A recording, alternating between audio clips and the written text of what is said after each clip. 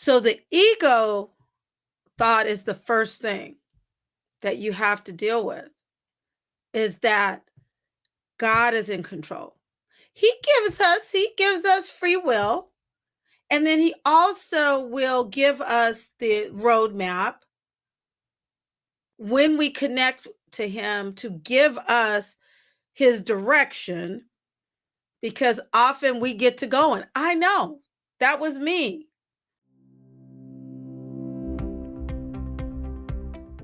Welcome back to the Joy in the Pivot podcast. I'm Dr. Phyllis, your host. Your thoughts, when they are unacknowledged and not kept in check, will be the major source of what keeps you stuck when you encounter pivots in life, even when they are planned pivots. In today's episode, I want to discuss with you the 5 top thought triggers that become pivot roadblocks. Have you ever been driving down a road, or more commonly it's on a road or near a construction site, and there's a road worker, a staff person, they have their usually yellow or orange vest with the reflective strips on there, and they have the sign. Either it can say stop or go slow, and you are there waiting in line. And sometimes it can seem like eternity, because it may be a construction truck that's trying to cross into the construction site. Maybe there's staff people working on the road and they need you to stop so they can do what they're doing. Or maybe they just need you to slow down because maybe there's some road work going on and they're trying to protect you.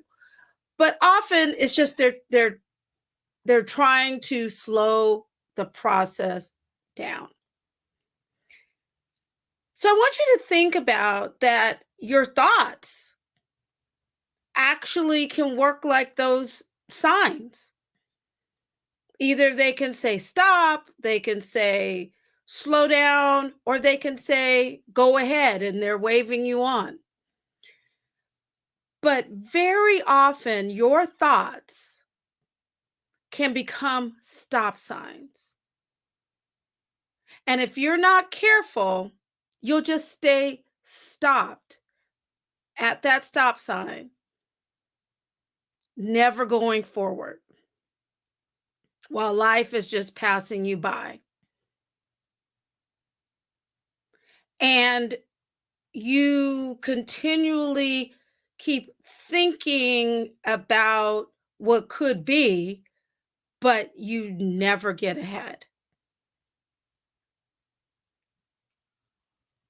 The first top thought is worry. Worry about what people will think, worry about the unknown, worried about what happens if it doesn't work, worried about the plan, what's going to happen, just worry.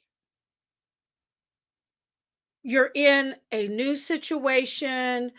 Maybe you have been doing the same things for years.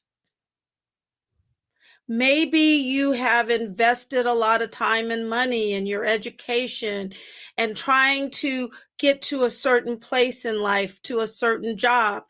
And now that is changing. You're worried. You don't know. The second one is grief. It could be that you are grieving the loss of a relationship, grieving the loss of a loved one. Maybe they passed away, grieving a relationship because it no longer fits you. You no longer feel comfortable. You're grieving because you thought that you had arrived. You thought this job, you thought that relationship was where you basically were going to be forever. I know that when I hit my own pivot in my job and had to realize that God had a different plan, it was hard because I had invested money and time in, okay, if I go to this school, then I go to that school. If I'm involved in this, then I'm going to be in a particular job, in a particular role, and I'm just going to homestead. I'm just going to stay there. And it was hard when it no longer fit. It no longer was where I needed to be. There was a grieving process involved. And it was very hard. Relationships can be very hard. People that you have been through things together in the past, and now that you're in a different position or you're growing and things that or situations that used to satisfy you no longer satisfy you, you feel called to something else. And you realize that that person, they're not the most supportive. They're just not a fit anymore. There's a grieving that goes on. The third is guilt. You can feel guilty about moving forward. And many of them are tied together because let's say that your loved one has passed away.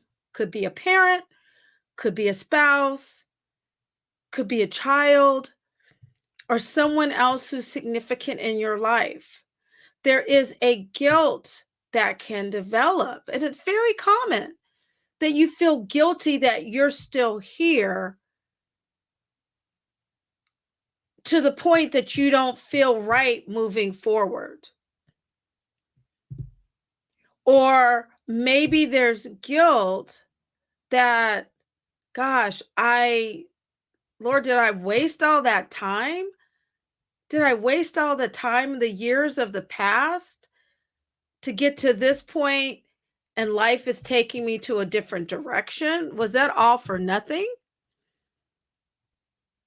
I had those feelings as well in my major pivot at work because, again, I thought I was going to basically, to be honest, I didn't know totally what the future was going to hold, but yet I knew that, okay, you go to high school, you go to college, for me, it was you go to medical school. Then you figure out what you want to specialize in. So you specialize in that. And then I got some some other degrees, and then I've been working for over 20 years as a physician. The Lord called me to ministry, so I went to seminary, did ministerial studies with my denomination, received my ordination. And so I thought I had arrived. Okay, I'm set. Until life, God said, there's something different for you. And there was a thought of guilt, like, did I waste all that time? Was I not listening to God? Was I not listening to him correctly? Is that why I'm being asked to go a different direction? As I said, was all that time wasted?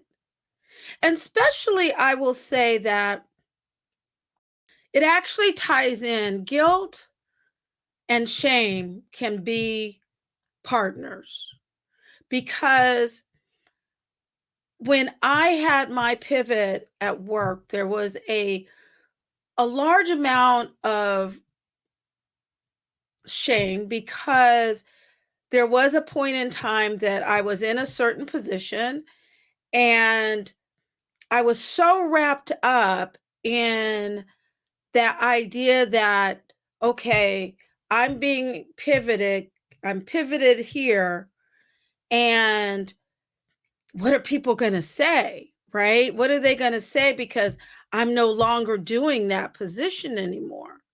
That's common. That's common for be as human beings for us to feel that way. There's a feeling of shame that, okay, I'm no longer doing that. And we focus so much on that because guilt, shame, embarrassment, they're all kind of mixed in there. They're almost like, it's almost like a stew mixed up. And so those three feelings of guilt, shame, embarrassment can be all there together. Fourth is the thought of injustice, that life is not fair, that why am I having to pivot? Let's say, especially if you were in a particular job or you were in a particular relationship, someone did you wrong, or at work, you're feeling that the bully at work is getting ahead, or the person who is not holding up their end of the responsibility, or new leadership comes in and you feel that you're not appreciated, and you know you need to pivot your thoughts, you need to pivot your job, what you're doing, so that you can fulfill God's purpose, but you can feel like it's not fair. Why should I pivot? Why should I have to pivot? Why should I have to do anything different? Why didn't I get that promotion? Why does this person did me wrong in this relationship, but they seem to be getting away with it? That's not fair. And then the fifth one is ego. Ego is when, just very basically, is that what you thought was the plan. You thought was the plan. You had it all mapped out on what you were going to do and what everybody was going to do and how life was going to work out, how your spouse or significant other was going to work out, what your kids were going to do, what you were going to do, and how life was going to look. As I said, you had it all mapped out. But you realize you can't control everybody. You can't control everything. And so your ego's bruised because things just didn't work out the way you thought they should work out. So the top thoughts that are like that sign, that construction stop sign that can become roadblocks to you moving forward and pivoting is grief, worry, guilt, the feeling of injustice, the thoughts of injustice, and ego. And I want to help you kind of step back. And the reason I put the word triggers in this is because what I have found, and actually, I want to ask you, have you ever felt that you're in a certain situation and you just have this mounting feeling of emotion that you just can't even sort out and you just don't even know where to start? And that's where, now going to what I was saying about what I've I have noticed and observed from my own life and those that I work with, is triggers. We have our thoughts, those thoughts of grief, worry, guilt, injustice, and ego. And I added some bonus ones in there about shame and embarrassment. There are situations in life that trigger those thoughts. So that's something I want you to think about.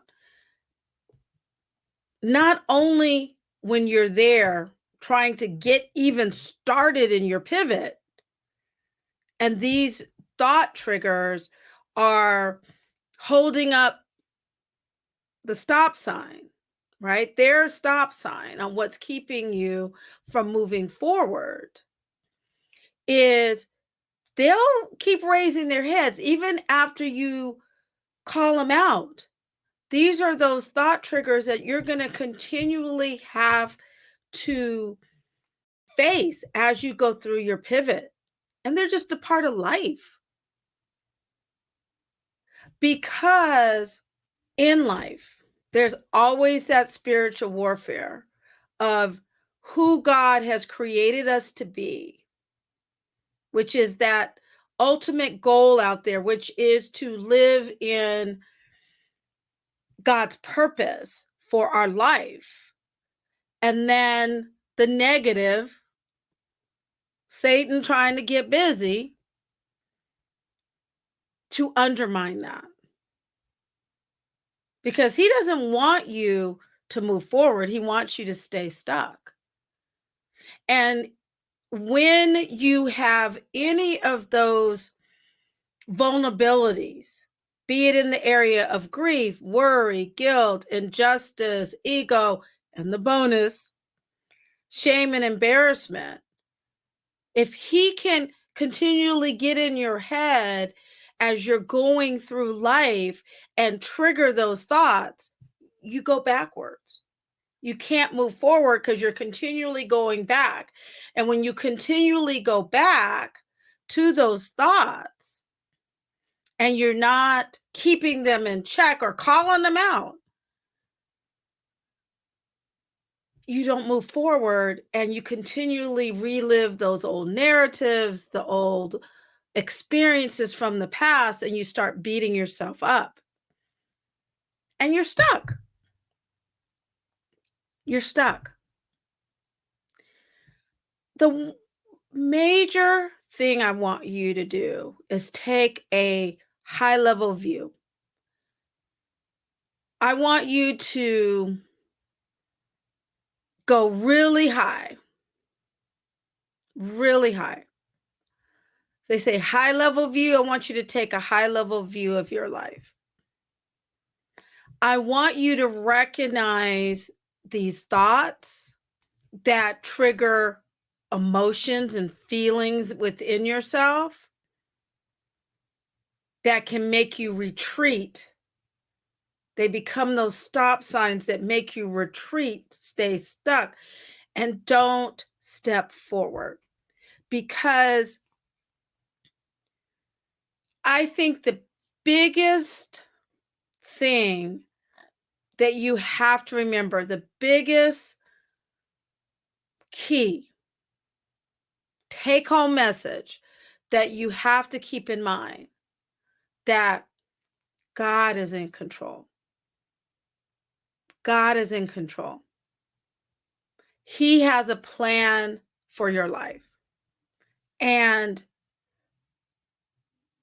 with that in mind, he loves you. None of us are perfect. And with that in mind, he has a plan. Now, we have a responsibility. There's certain actions that you have to take in life. He does his part. You have to put in your work. So the ego thought is the first thing that you have to deal with, is that God is in control. He gives us free will.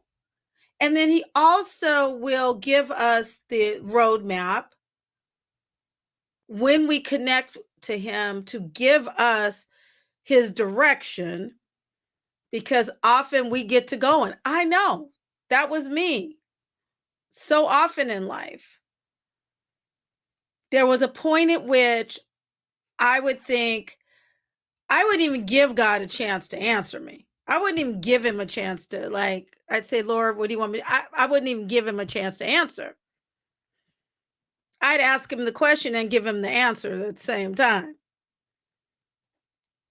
Has that ever happened to you where you just get to going? You're just ready to go. You're just ready to go. So you say, Lord, what do you want me to do? But you don't give him a chance to answer. You just get going. And so that's why with the ego, you have to realize that God is in control. God is in control. And so anything that he allows us to do. Now there's some things he's going to let us do it. He's going to let us go forth and do it. He's going to let us do it. Yet I will say that when we are still and ask him for his guidance, and we are aligned with what he wants us to do, then you are able to understand in those moments with him that he's in control. When you're aligned because of those moments that you spend with him to ask him and allow him to answer, then you are following his plan. And everything that you go through is part of his plan. And when you realize that even when life throws you curveballs,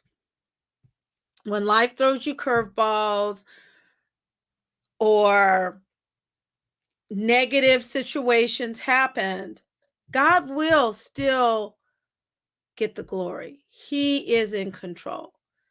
And he will give you the strength and the power to get through those. And that's why I talk about why you can have joy in the midst of your pivot, in the midst of all those curveballs, those things that are thrown at you. So when you realize that God is in control and face the ego and say, Lord, I know I'm not in control. You're in control. Please give me, which I want you to do is ask him to give you the discernment to realize that he is in control. We can't control our spouses. We can't control our kids. Yes, when they're younger, we can set boundaries, which we should, and expectations. But there's a certain point in time that you have to let go and let them make their decisions. And it's hard. Believe me, as a parent, it is not easy. And you can't control what everybody's going to think and what everybody's going to do, which gets into the worry part. It's normal to worry, but we have to call it out and say, Lord, I'm going to let go and let you have it. I'm going to do what I can do and focus your energies on that.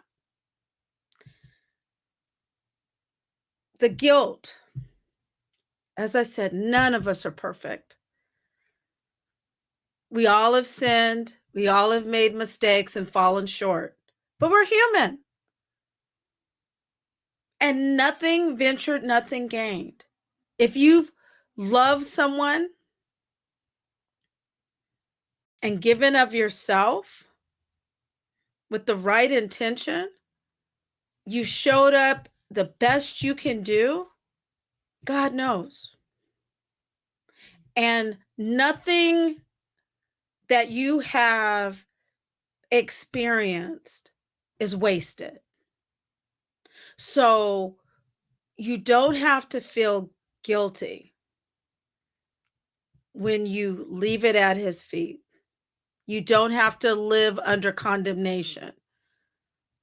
That's why Jesus came, and he loved us so much that he sacrificed his humanly life for us. So we don't have to live, you don't have to live under condemnation. The shame. Everybody is not going to get you. And you don't want them to. You don't want everybody in your inner circle. Because now, Judas was in Jesus's inner circle. And you know how that played out. So you want to be very selective. And I think I would say, before I move on from that, Jesus showed us through his own life how you can have people that aren't all for you. And from that lesson, you can know that not everybody is your cheerleader. Maybe they started out as that, but everybody can't go with you. So with getting back to shame, embarrassment, those are hard.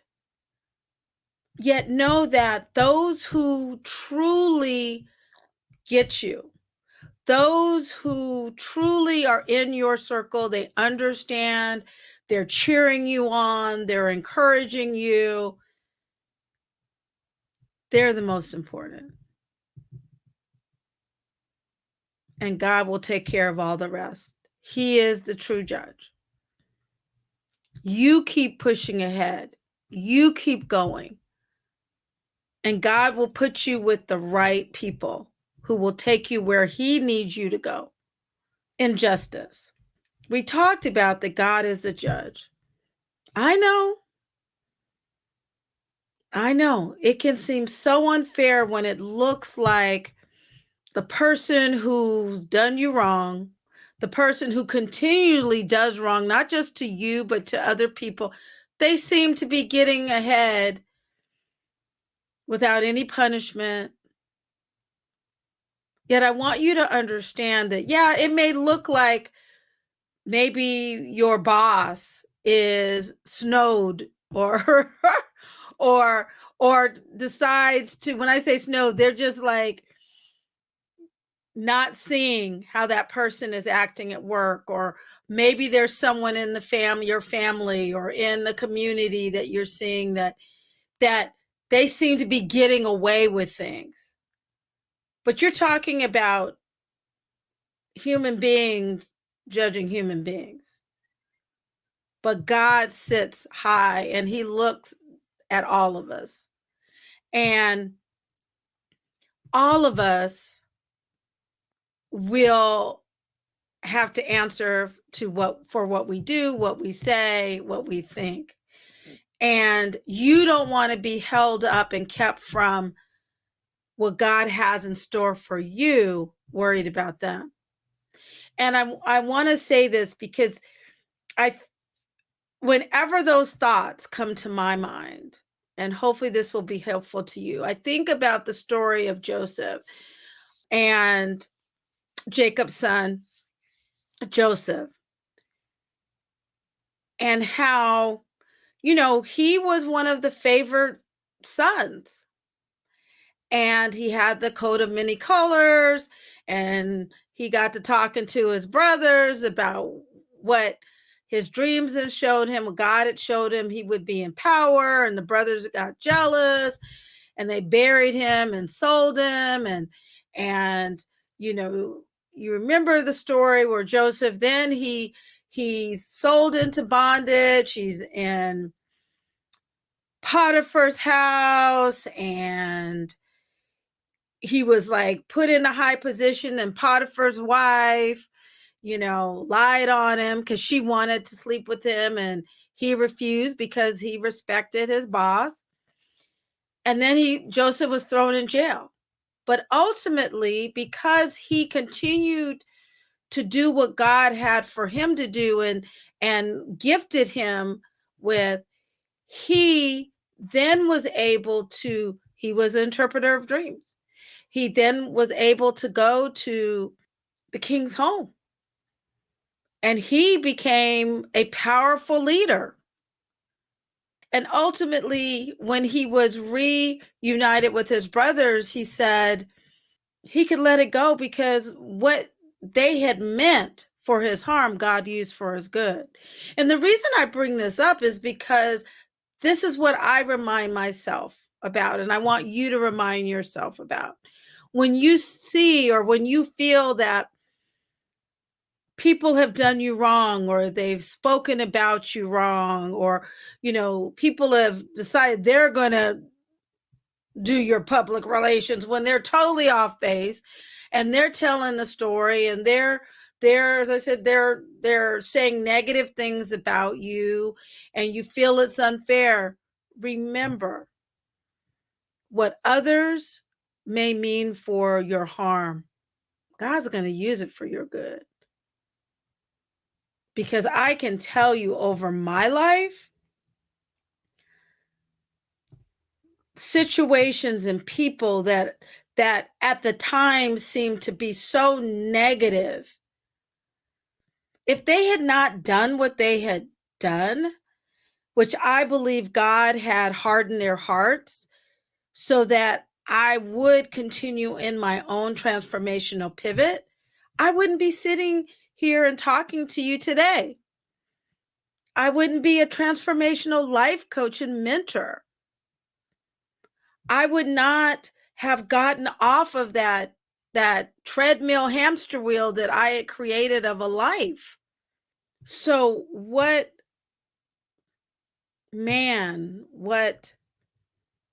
Satan, what life sometimes throws at us that can be meant for our harm, God will use for your good. Grief is a normal human emotion, and thoughts of grief of what was lost. And especially when it comes, I will say, loss of a loved one or someone who means something to you. That's difficult. When I lost my parents, very difficult. And it's still difficult. As I always tell people, the loss of a loved one, a loss of a relationship, and I will even extend it to a loss of your physical health, is not something you get over. When you're given news that you have a medical condition, when you lose people that meant something to you because they passed away, that's not something you get over overnight. It's something you continually get through. And over time, you get stronger. I won't say it gets easier. You get stronger enough because as you continue to push forward, you realize you take them with you, your loved ones, that they are with you. I cringe when I am around people who either maybe they had a more negative experience with the people that passed away in their life, or maybe that's just the way they are. That's the way they tend to cope. But then there are some people who've never experienced a loss, and they expect you to get over it. Like, why do you keep talking about it? Why do you keep talking about the fact your mom passed away? Why do you keep talking about your father passed away, or your sister passed away, or your child passed away? Because I'm going to tell you, often it's because they don't want to have to face the fact that could happen to them. So they want you to stop talking about it. So a side note is, you want to find a circle of support where you can feel comfortable talking about it, because It is not something you get over. It's something you continually grow through. So the 5 top thought triggers that can become roadblocks of your pivot: grief, worry, guilt, injustice, and ego, and the 2 bonuses of shame and embarrassment.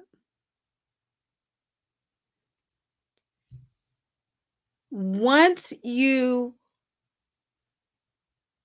are able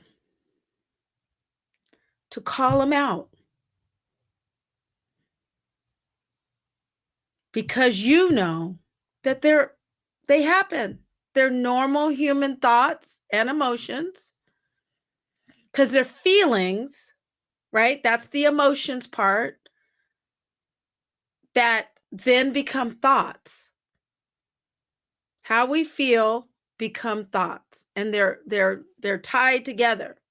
So there are certain situations, certain pivots that will trigger those thoughts. And until you face them straight on, you'll keep stopping and starting in your pivot. You won't move forward. So I encourage you, when you have this feeling of unrest and you feel like you're stuck, the first step is to go in a corner of quiet and tap into, what am I feeling? What am I thinking? And why did that situation, what thought, what feeling is that situation or is that person triggering? What is that potential pivot triggering in my spirit, my feelings, my emotions, and my thoughts? Once you do that, then you can open up and really launch your pivot. I thank you for joining. I hope that this episode was helpful for you today. I hope that you will share, like, and subscribe. And I look forward to seeing you next week in the Joy in the Pivot podcast. Take care. Bye now.